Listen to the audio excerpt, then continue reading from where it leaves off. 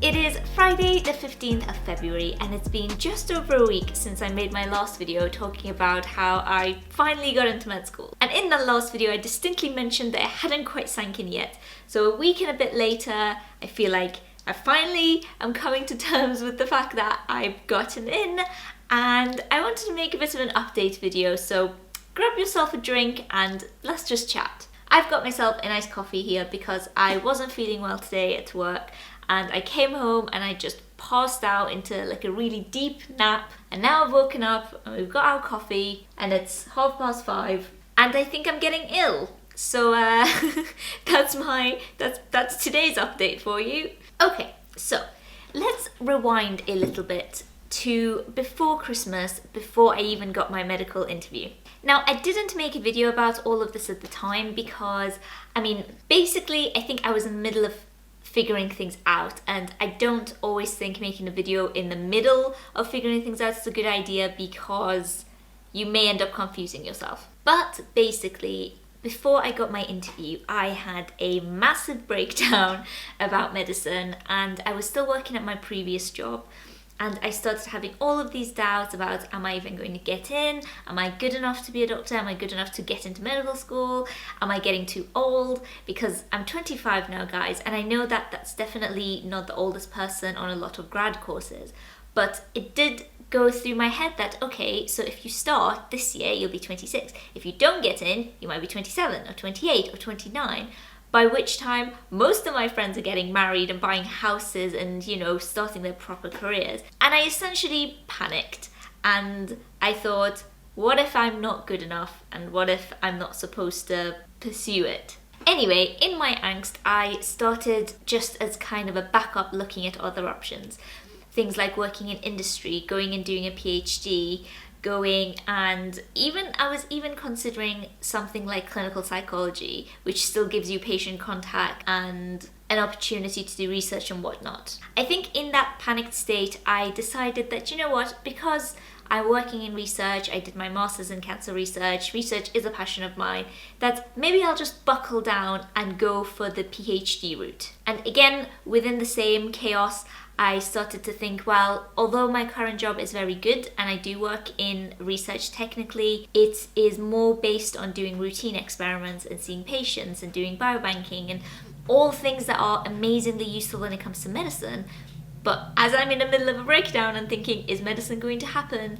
I started to think that, if I want to work towards a PhD, I have to alter my route and ultimately try and place myself in a career, or place myself in a job role, that will prepare me for a PhD, basically, should medicine fall through and should I be forced to look at alternative options. And funnily enough, right around that time, an opportunity came up for me to leave the research technician role and move on to a research assistant role with my previous supervisor who I studied my master's with. The project that we had worked on together needs wrapping up, basically, and I think we just started speaking about it right at the perfect time. And long story long, I guess, I left my previous job and have now started with my new job, but with my old supervisor. And I guess that's where we're at now. I handed in my notice for my previous job before Christmas, and not long after that I got my interview,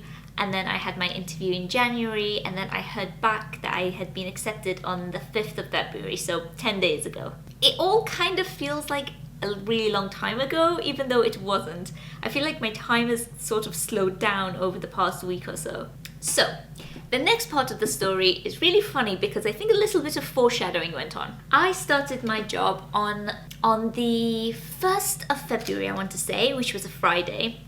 And as I started, I got my access card to the new building. And they had clearly made a mistake on the card because this is what it says. It says Dr. Atousa Kiabani.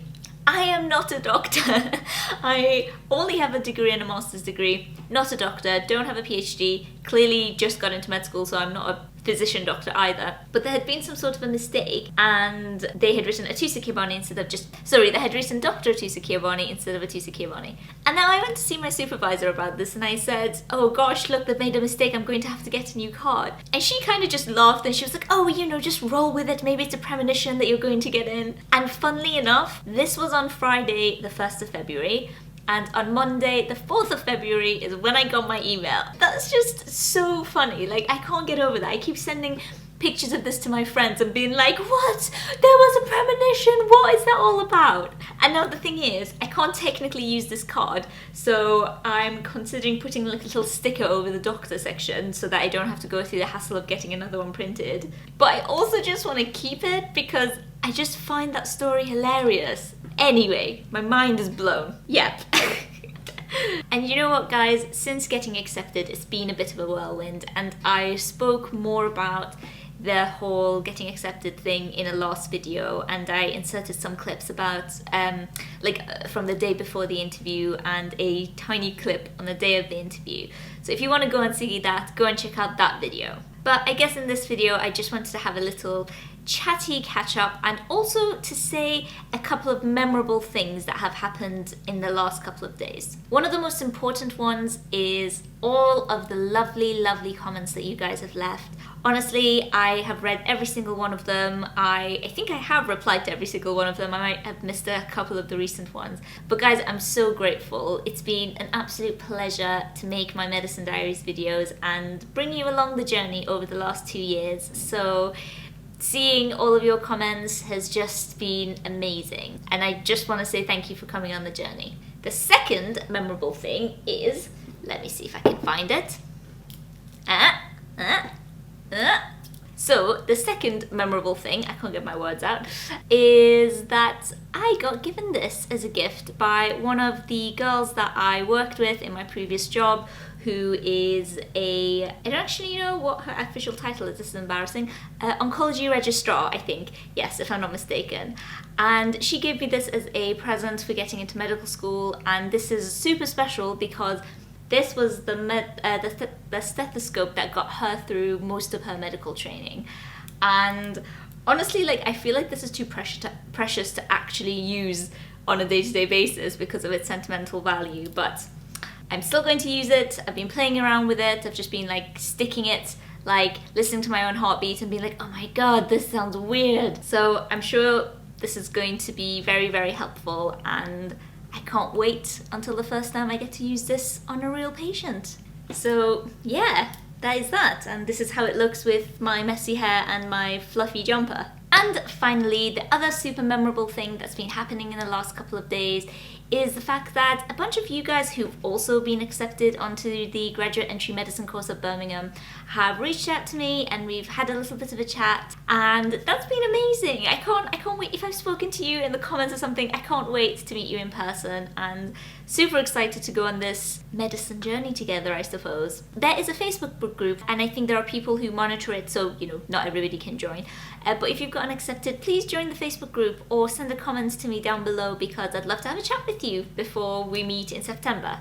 And also guys, I think I have to mention this in my video somewhere, but if you are also a medical school applicant and you are still waiting to hear back, hang in there. I know that it's a daunting process and I know it's tiring, but hang in there. And just remember, if you're still waiting, it isn't over until it's over. It isn't over until March, and even then you can try and see if there are any clearing places in the summer, so don't lose hope. And also, if you have applied and have been unsuccessful for grad medicine this year, just remember, if you want it bad enough, just keep trying. This is my second time of applying and getting in. I was unsuccessful the first time, so I totally know how it feels if you're in that situation. But yeah, I feel like I have to say that because I know what it's like, and a lot of people who have got into medicine haven't got in the first time round. So if that's you, please do not lose hope. The world would be missing out on your skills if you decide to not pursue something that you're really passionate about. I'm very tempted to say stay positive, but do you know what? It's easier said than done. I think if you have been unsuccessful, maybe the best thing to do is to just dwell in the fact that it's a little bit rubbish, but then you're going to take some time and come back stronger and more motivated and hopefully be successful the next time round. Keeping my fingers crossed for you. Now, moving forward from the whole Medicine Diaries journey, I will continue to make medicine videos, obviously.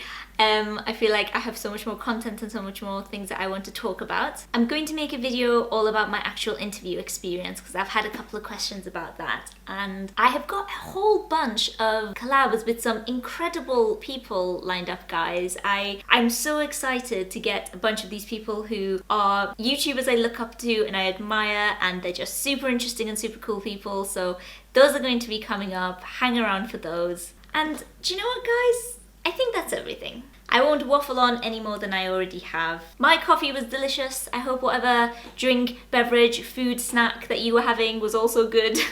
And I think I'm going to sign off here. The next video I'll be making will be all about my interview, so hang around for that if you're interested. I hope you're having an amazing day, and until next time, take care and I'll see you later.